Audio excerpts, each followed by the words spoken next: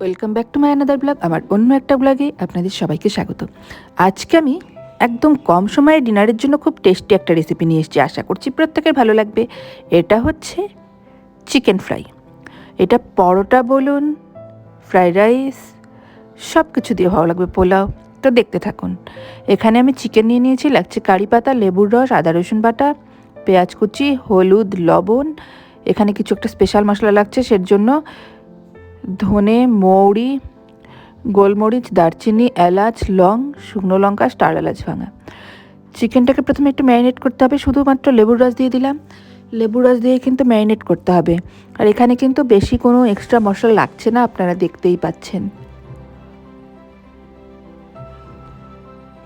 আর এখানে কারি পাতার সঙ্গে কাঁচা লঙ্কাও নিয়ে নিয়েছি ঝালের জন্য। প্রথমে শুকনো মশলাটাকে কাঠখোলায় ভেজে এটাকে একটা ড্রাই রোস্ট করে নিতে হবে, মানে ড্রাই পাউডার মতো করে নিতে হবে। তো দেখুন বন্ধুরা, আমি কিন্তু একদম শুকনো খোলায় ভেজে এটাকে পাউডার মতো করে নিয়েছি অলরেডি। আর কড়াইতে দিয়ে দিলাম পর্যাপ্ত পরিমাণ তেল, দিয়ে এবার পেঁয়াজটাকে দিতে হবে। দেখতেই পাচ্ছেন যে পেঁয়াজটাকে আমি দিয়ে দিলাম এখানটায়। পেঁয়াজটা দিয়ে কিন্তু হালকাভাবে নাড়াচাড়া করে নিচ্ছি। দেখুন বন্ধুরা, কতটা সুন্দর কিন্তু লাল লাল ভাব হয়ে গেছে 5 মিনিট নাড়াচাড়া করার পর।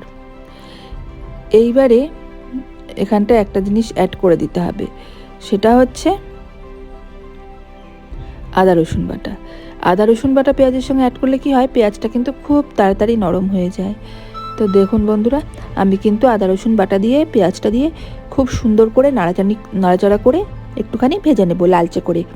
মানে আরও 5 মিনিট আমি ভেজে আপনাদের সামনে ফিরে আসছি। দেখে নিন 5 মিনিট বাদে দেখুন কালার কতটা চেঞ্জ হয়ে গেছে, আদা রসুনের কাঁচা গন্ধও কিন্তু কেটে গেছে। এই সময় ম্যারিনেট করে রাখা চিকেনটা দিয়ে দেব। চিকেনটা যেহেতু লেবুর রস দিয়ে ম্যারিনেট করা ছিল, চিকেন থেকে সামান্য কিন্তু জল ছাড়বে, মানে জুইসি ভাব একটা থাকবে।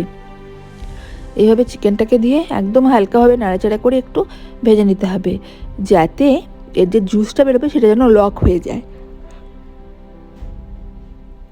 5 মিনিট ভাজার পর দেখুন বন্ধুরা, চিকেনের কিন্তু কালার চেঞ্জ হয়ে গেছে, দেখতেই পাচ্ছেন। এবার এখানে ঝালের জন্য কাঁচা লঙ্কা দিয়ে দিতে হবে। যারা যেরকম পরিমাণ ঝাল খাবেন সেরকম কাঁচা লঙ্কাটা একটু বাড়িয়ে কমিয়ে নেবেন।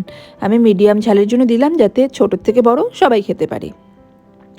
কাঁচা লঙ্কাটা দিয়েও কিন্তু খুব সুন্দর করে নেড়ে চেড়ে এই চিকেনটাকে ভাজতে হবে আরও 5 মিনিট। আরও 5 মিনিট ভেজে নেওয়ার পর এখানটায় দিয়ে দিচ্ছি স্বাদ মতো নুন আর স্বাদ কালারের জন্য একটু হলুদ গুঁড়ো দিয়ে আবারও কিন্তু খুব সুন্দর করে নাড়তে হবে।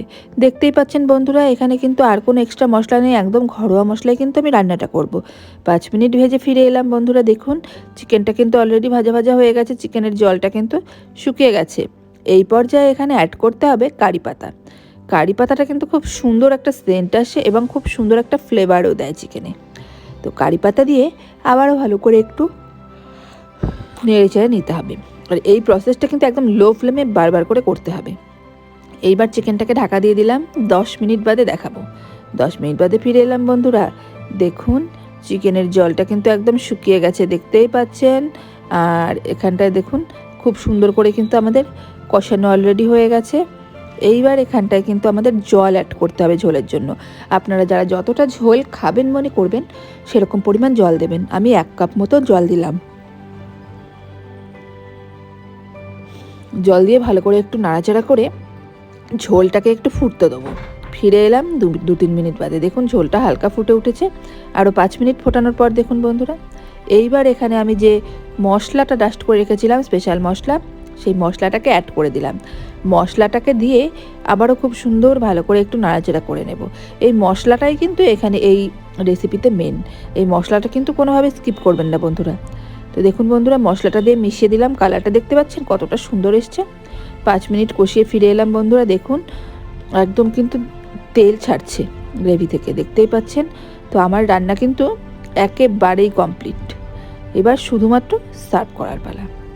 আমি সার্ভ করে নিয়েও ফিরে আসছি বন্ধুরা। এই দেখুন একটা প্লেটে আমি সার্ভ করে নিয়েছি। এই চিকেনটা কিন্তু একদম ড্রাই মতোই খায়, যার জন্য আমি আগেই বললাম চিকেন ফ্রাই। তো কেমন হয়েছে বন্ধুরা? দেখতে তো দুর্দান্ত হয়েছে, আর খেতে তো অসাধারণ হয় বন্ধুরা।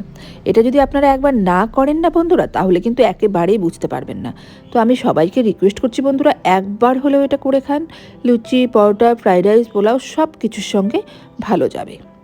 তো কেমন লাগছে বন্ধুরা এই ভিডিওটা আমাকে কিন্তু অবশ্যই কমেন্টে জানাবেন। আরও বেশি করে আমার চ্যানেলকে শেয়ার করে দেবেন, সাবস্ক্রাইব করে দেবেন। ধন্যবাদ।